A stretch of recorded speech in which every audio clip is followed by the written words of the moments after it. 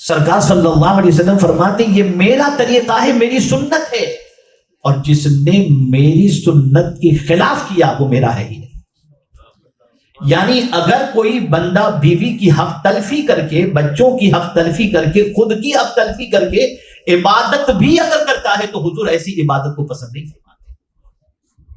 آپ بیوی کا حق بھی ادا کرو، بچوں کا حق بھی ادا کرو۔ ہم بچوں کو ٹائم نہیں دے پاتے، ہم سمجھتے ہیں ڈالر سے ان کی ساری تمنائیں پوری کر دیں گے، ان کو اچھے کپڑے دلا دیں گے، گیجٹ دلا دیں گے۔ اس کے علاوہ بھی ان کی تمنا ہے۔ میں ایک ایگزامپل اکثر دیا کرتا ہوں کہ ڈبے کے دودھ سے ماں اپنے بچے کا پیٹ تو بھر سکتی ہے، لیکن ماں کی محبت کہاں سے پلائے گی؟ ماں خود جب اپنا دودھ پلاتی ہے تو صرف دودھ ہی نہیں پلاتی، اپنی محبت کا جام بھی اس کو سینے سے لگا کر پلایا کرتی ہے۔ یہ ساری چیزیں اسلام کے اندر رکھی ہیں، یہ قانون اسلام قانون اسلام کے اندر موجود ہے۔ اب آپ دیکھیں، ہم یہ ساری چیزیں جمع کرتے ہیں اس سوچ کے ساتھ، future future future future future future, اور اس میں جب بوڑھے ہو جاتے ہیں تو سوچتے ہیں کہ اب کیا؟ تو اب قرآن کہتا ہے اے دولت کو جمع کرنے والے شخص، ما عندکم ینفد وما عند اللہ باق۔ اللہ فرماتا ہے جو کچھ بھی تیرے پاس ہے وہ سب فنا ہو جائے گا، لیکن اللہ کے پاس جو ہے وہ باقی رہنے والا ہے، وہ باقی رہنے والا ہے۔ یہاں سے یہ بات سمجھ میں آئی، تو سب کے حقوق ادا کر، اور تو نے اپنی دولت پر جو بھروسہ کیا ہے وہ دولت ہمیشہ تیرے پاس نہیں رہے گی۔ اگر ہمیشہ کسی کے پاس دولت رہنے والی ہے تو وہ رب قدیر جل جلالہ کی ذات ہے۔ اور بڑی پیاری بات مولا علی کرم اللہ تعالی وجہہ الکریم کی مجھے یاد آ رہی ہے، اللہ اکبر، ارشاد فرماتے ہیں اپنے ہاتھ میں جو ہے اس پر بھروسہ کرنے کی بجائے جو رب کے پاس ہے اس پر بھروسہ کرو۔ تمہارے ہاتھ کا تو کوئی لوٹ کے لے جا سکتا ہے، لیکن قدرت کے خزانے کے اندر کبھی کمی واقع نہیں ہو سکتی، نہ اس سے کوئی چھین سکتا ہے۔ ہمارا حال یہ ہے، ہم اپنے ہاتھ کی چیزوں پر بھروسہ کرتے ہیں، بینک پر بھروسہ کرتے ہیں، کیش پر بھروسہ کرتے ہیں، لیکن رب پر بھروسہ ہمارا اتنا نہیں ہوتا۔ یاد رکھیں، بڑی پیاری بات، روزی کے سلسلے میں ایک نسخہ آپ کو بتا دوں، اور یہ قرآن کا عطا کردہ نسخہ ہے۔ اگر کوئی اس کو فالو کرے اس کے گھر میں کبھی تنگی نہیں آ سکتی، اس کے گھر میں رزق کی کبھی کمی نہیں آ سکتی۔ قرآن کہتا ہے وَأْمُرْ أَهْلَكَ بِالصَّلَاةِ وَاصْطَبِرْ عَلَيْهَا لَا نَسْأَلُكَ رِزْقًا نَحْنُ نَرْزُقُكَ۔ اللہ فرماتا ہے اپنے گھر والوں کو نماز کا حکم دو اور تم بھی نماز قائم کرو۔ اللہ فرماتا ہے میں تم سے روزی نہیں مانگتا، میں تم کو روزی عطا کروں گا۔ اللہ نے پرومس کیا ہے کہ میں تم کو روزی عطا کروں گا، تو خود بھی نماز کے پابند بنے، اپنے بچوں کو بھی نماز کا پابند بنائے۔ اب آئیے ہم دیکھتے ہیں کہ مصیبتوں میں سرکار صلی اللہ علیہ وسلم نے کیا کیا؟ صبر کیا۔ اسی طریقے سے نماز کے ذریعے قرآن کہتا ہے استعینوا بالصبر والصلاۃ، صبر اور نماز کے ذریعے میں صبر اور صلاۃ کو تھوڑا سا سمجھا دوں تو آپ کا ایمان تازہ ہو جائے گا۔ صبر کسے کہتے ہیں؟ صبر کہتے ہیں کوئی آپ کو جھکانا چاہتا ہے اپنے پاس، چاہے وہ گناہ ہو، چاہے کوئی طاقت ہو، چاہے کوئی قوت ہو، وہ آپ کو اپنے پاس جھکانا چاہتی ہے اور آپ صبر کرتے ہیں، اس کے سامنے سرنڈر نہیں ہوتے، اس کے سامنے نہیں جھکتے۔ لیکن ایک وقت ایسا آ جاتا ہے کہ آپ کا صبر جواب دے جاتا ہے، آپ کا صبر جواب دے جاتا ہے اور جھکنے کے لیے تیار ہونے کے قریب ہوتے ہیں، تو فوراً صبر کے بعد اللہ نے صلاۃ کا حکم دیا کہ صبر سے مدد طلب کرو، صلاۃ سے۔ بندہ جب دامن صبر تیرا چھٹ جائے نا، صلاۃ، خدا کے سامنے جھک جا، کسی کے سامنے جھکنے کی ضرورت ہی نہیں۔ اس طریقے سے اللہ عز و جل نے ہمیں ایک نصیحت عطا فرمائی، ہمیں ایک پیغام۔ تو مصیبتیں صبر کے ذریعے اگر آپ کی پوری کما حقہ نہیں ٹلتی بھی دکھائی دیتی تو سرکار صلی اللہ علیہ وسلم نے ہر مصیبت میں نماز رکھی۔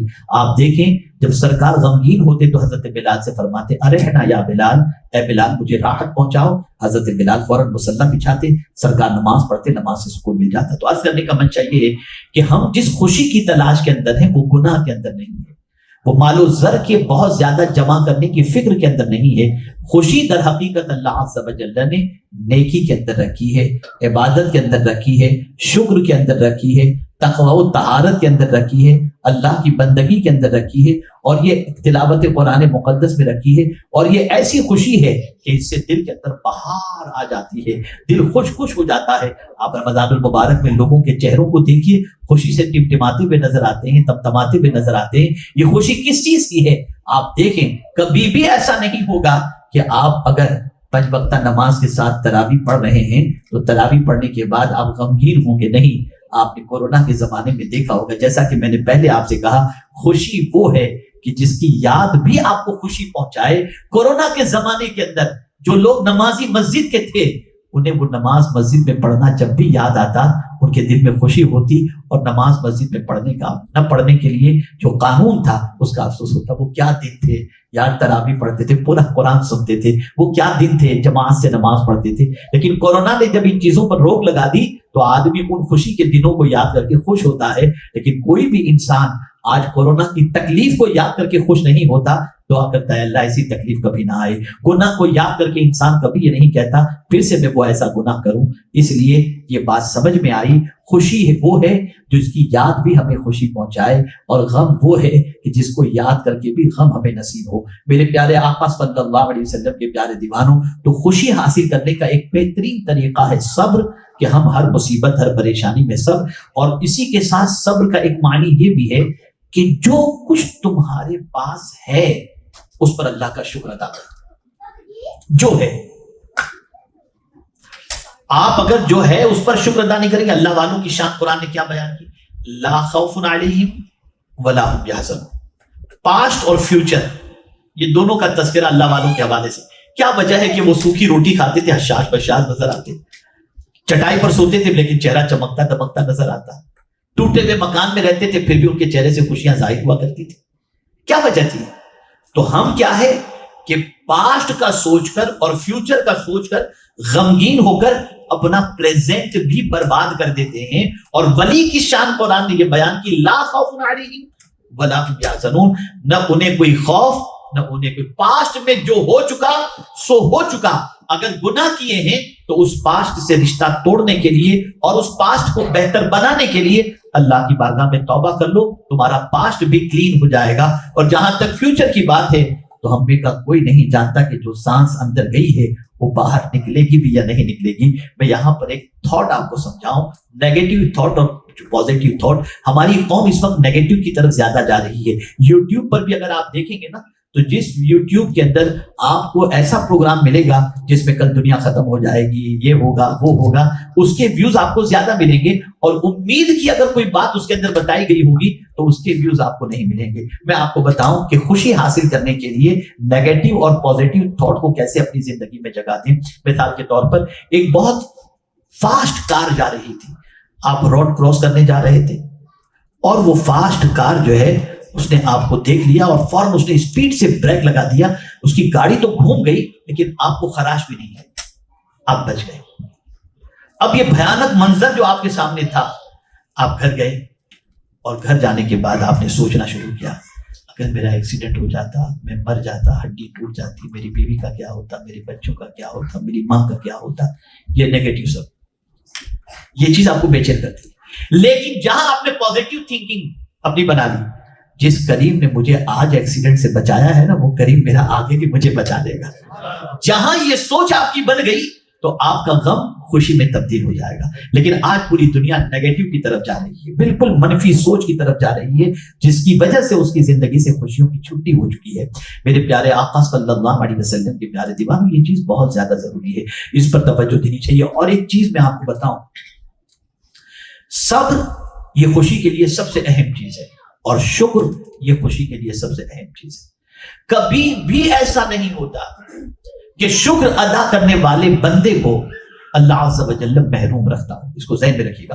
ہمارے یہاں یار اس کے پاس تو جو ہے وہ پوش گاڑی ہے, میرے پاس تو یہ گاڑی ہے, اس کے پاس تو اتنے گھر اتنے کمرے والے مکان ہیں, میرے پاس تو یہ, اسی میں ہماری زندگی گزر رہی ہے اور اسی کو بڑھانے کے سلسلے میں اپنی زندگی کو ختم کرتے ہیں اور شکر نہیں ہے.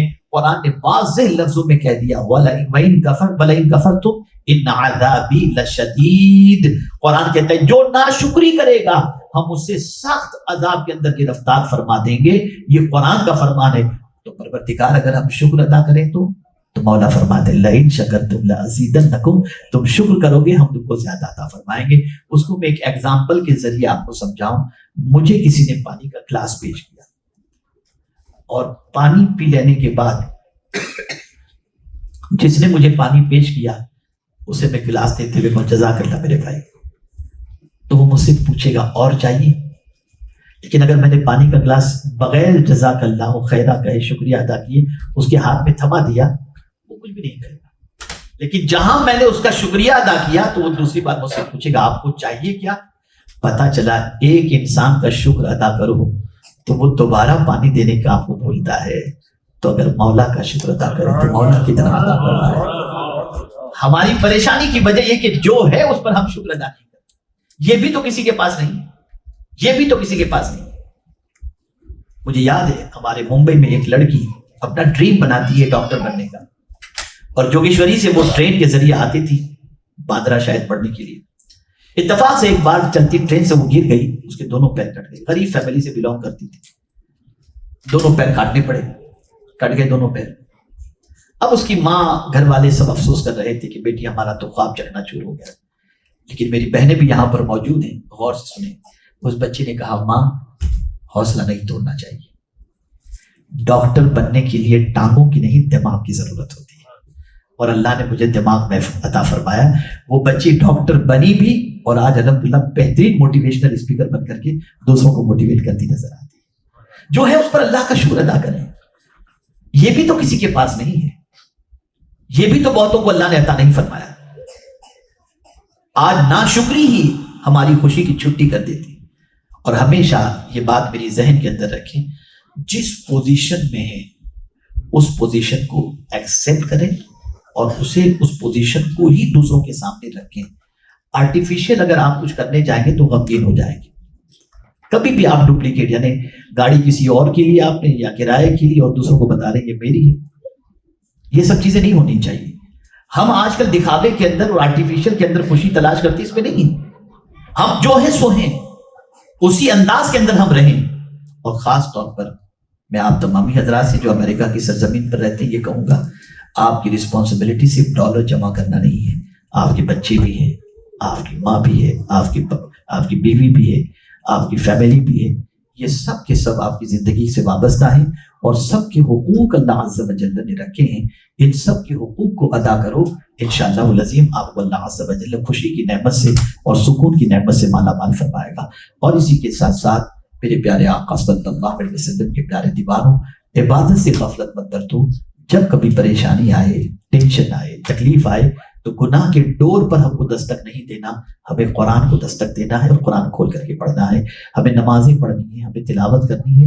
انشاءاللہ العظیم ہمارا دل باغ باغ ہو جائے گا اور رب قدیر جل جلالہ ہمیں خوشیوں سے مالا مال فرما دے گا. اسی کے ساتھ ساتھ یہ جملہ ہمیشہ کے لیے ذہن میں محفوظ کر کے جائیں, خوشی وہ ہے کہ جس کی یاد بھی آپ کو خوشی پہنچائے. اس جملے کو یاد رکھیں, جس کی یاد بھی آپ کو خوشی پہنچائے. اور غم وہ ہے جس کو یاد کر کے بھی آپ رویا کریں, وہ غم ہے. اب اس کو اگر آپ سامنے رکھیں گے تو آپ کی پوری زندگی آپ کی سمجھ میں آ جائے گی. حضور صلی اللہ علیہ وسلم کی حیات طیبہ کو آپ دیکھیں, اللہ اکبر. ایک صحابی سے سرکار صلی اللہ علیہ وسلم فرماتے ہیں اللہ اکبر اللہ اکبر, جس کسی کے پاس سر چھپانے کے لیے چھت ہے, ایک دن کا کھانا موجود ہے اور اس کا جسم سلامت ہے, وہ سب سے بڑا مالدار ہے. ایک دن کا کھانا. اب ہم دیکھیں کہ ہم اللہ عز و جل کی عطا کردہ بے شمار نعمتوں کے باوجود ہم اپنے آپ کو کتنا مفلس محسوس کرتے ہیں. میری گزارش ہے اللہ عز و جل کی عطا کردہ نعمتوں پر شکر بجا لانے کی کوشش کریں. مصائب کی وادیوں کے اندر دامن صبر کو تھامیں اور کبھی بھی گناہوں میں خوشی تلاش کرنے کی کوشش نہ کریں. اللہ کی اطاعت کے اندر, اس کے رسول صلی اللہ علیہ وسلم کی اطاعت میں خوشی تلاش کرنے کی کوشش کریں, اور اسی میں اللہ عز و جل نے خوشی رکھی ہے. ایک آخری بات عرض کر کے میں اپنی گفتگو کو ختم کرتا ہوں, اور وہ بات یہ ہے اللہ سے ہمیشہ راضی رہیں. اللہ سے ہمیشہ جس حال میں بھی وہ رکھے, اس لیے کہ ہمارا حال وہی بدل سکتا ہے, اس کے علاوہ کوئی نہیں بدل سکتا, وہی بدل سکتا ہے. حضرت موسیٰ علیہ الصلوۃ والتسلیم نے رب قدیر جل جلالہ کی بارگاہ میں عرض کیا, مولا تو کس بندے سے راضی ہوتا ہے؟ جملے پہ توجہ چاہوں گا. حضرت موسیٰ علیہ الصلوۃ والتسلیم فرماتے ہیں, عرض کرتے ہیں اللہ کی بارگاہ میں, مولا تیری رضا کس چیز میں, تو کس بندے سے راضی ہوتا ہے؟ تو حضرت موسیٰ علیہ الصلوۃ والتسلیم سے رب قدیر جل جلالہ نے ارشاد فرمایا موسیٰ تم جاننا چاہتے ہو کہ میں کس بندے سے خوش ہوں؟ جس بندے کی کوئی خوشی ہی نہ ہو میں اس بندے سے خوش ہوں۔ اب اس کو تھوڑا سمجھا دوں، جس بندے کی کوئی خوشی ہی نہ ہو میں اس بندے سے خوش ہوں۔ کیا مطلب؟ مطلب یہ ہے کہ پروردگار نے اس کو جس حال میں رکھا اس سے وہ ناخوش نہیں ہے، اس کی خوشی بس اسی میں ہے میرے مولا جیسا تو رکھے گا میں اس پہ خوش ہوں۔ تو اسی میں اللہ کی خوشی ہے۔ یہ آپ کاروبار کرتے ہوں گے تو آپ دیکھتے ہوں گے کسٹمر، یہاں تو خیر فکس جو ہے وہ ریٹ ہوتا ہوگا، لیکن بہت ساری جگہوں پہ بارگیننگ کا معاملہ ہوتا ہے۔ تو آپ دیکھتے ہوں گے کسی دکان پر آپ کوئی چیز خریدنے کے لیے گئے اور دکان والے سے آپ نے کہا کہ بھئی یہ مال مجھے چاہیے، کتنے میں دو گے؟ جو آپ دے دیں، جو آپ دے دیں۔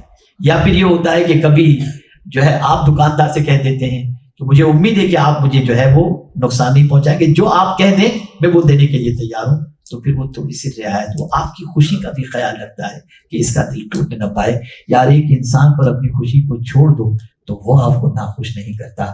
تو جب رب کی بارگاہ کے اندر اپنی خوشی کو پیش کر دو، اس کی خوشی کے اوپر تیار ہو جاؤ، تو وہ ہمیں ناخوش کیسے کرے گا؟ وہ بھی ہمیں راضی کر دے گا۔ میرے پیارے آقا صلی اللہ علیہ وسلم کے پیارے دیوانوں، تو حضور صلی اللہ علیہ وسلم کی پوری حیات طیبہ کا آپ مطالعہ کریں۔ سوشل بائیکاٹ ہوا، شعب ابی طالب کے اندر 3 سال تک حضور رہے، راستے میں کانٹے بچھائے گئے اور سرکار صلی اللہ علیہ وسلم کی پشت انور پر اوجری رکھی گئی۔ اتنی ساری تکلیفوں کے باوجود بھی کبھی میرے آقا کی زبان سے اللہ کے سلسلے میں کوئی شکایت نہیں نکلی، یہاں تک کہ طائف سے جب حضور صلی اللہ علیہ وسلم واپس مکہ آ رہے تھے تو ایک جگہ پر سرکار صلی اللہ علیہ وسلم کی جب نالین شریف لہو سے تر ہو گئے تھے تو حضور نے اللہ کی بارگاہ میں عرض کیا، میرے مولا تو نے مجھے کن کے حوالے کر دیا، لیکن میرے مولا تیری بارگاہ میں صرف اتنی سی عرض ہے، اگر تو مجھ سے راضی ہے تو مجھے کوئی تکلیف کی پرواہ نہیں۔ یہ تو ہمیں اللہ عز و جل کی رضا کے اندر راضی رہنے کی کوشش کرنی چاہیے۔ اور میرے پیارے آقا صلی اللہ علیہ وسلم کے پیارے دیوانوں، خوشی قرآن کی تلاوت میں رکھی گئی ہے، خوشی اللہ کی اطاعت میں رکھی گئی ہے، خوشی بیوی بچوں کی حقوق ادا کرنے میں رکھی گئی ہے، خوشی ماں باپ کے حقوق ادا کرنے میں رکھی گئی ہے، خوشی اللہ عز و جل کی نافرمانی سے بچنے میں رکھی گئی ہے۔ ان چیزوں کی طرف، اور مجھے ایک حدیث یاد آ رہی ہے، آقا کریم صلی اللہ علیہ وسلم سے پوچھا گیا کہ مومن کون؟ تو سرکار صلی اللہ علیہ وسلم نے فرمایا اذا سرت حسنتک وساءتک سیئتک فانت مؤمن، تیری نیکی تجھے خوش کر دے اور تیرا گناہ تجھے بے چین کر دے، بس تو مومن ہے۔ جب نیکی ہو جائے تو خوش ہو جاؤ، اور اللہ نہ کرے جب کبھی گناہ ہو جائے تو طبیعت کو بے چین کر دو، رونے لگو اللہ کی بارگاہ کے، مولا مجھ سے کیا غلطی سرزد ہو گئی۔ جب یہ کیفیت بن جائے گی تو اللہ صرف زمین کے اوپر نہیں، زمین کے اندر بھی سکون عطا فرمائے گا اور میدان محشر میں بھی سکون عطا فرمائے گا۔ اللہ رب العزت جل جلالہ، آقا کریم رؤوف الرحیم علیہ التحیۃ والتسلیم کے صدق و طفیل مجھے آپ کو سب کو پیغمبر رحمت صلی اللہ علیہ وسلم کی سنتوں پر اور حیات طیبہ پر عمل کی توفیق